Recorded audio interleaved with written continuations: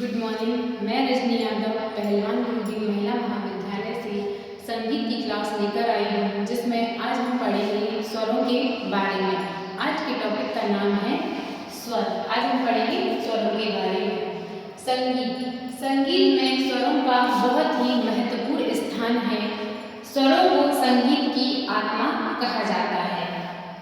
स्वरों के बिना संगीत की कल्पना ही नहीं की जा सकती है। तो आइए सबसे पहले हम जानते हैं कि संगीत में कितने स्वर होते हैं।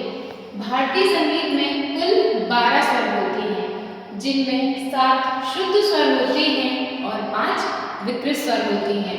शुद्ध स्वर वह स्वर होते हैं जो अपने प्राकृतिक रूप में होते हैं, और विकृत स्वर वह होते हैं जो शुद्ध स्वरों से अलग या बदले हुए होते हैं।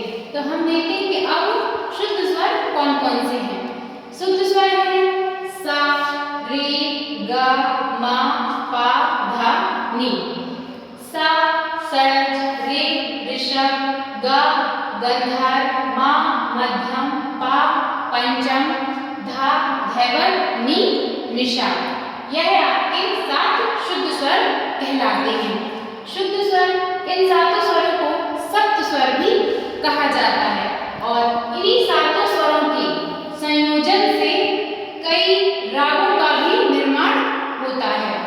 अब आपके आते हैं विकृत स्वर, जो 2 प्रकार के होते हैं। विकृत स्वर 2 प्रकार के हैं, कोमल स्वर और तीव्र स्वर।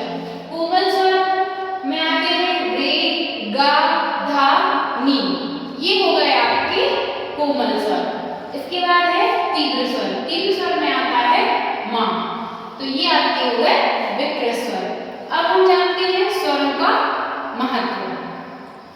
स्वर भाषा की मूल ध्वनियां होती हैं।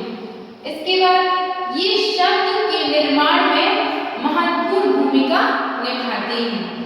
स्वरों का उच्चारण बिना किसी रुकावट के किया जाता है।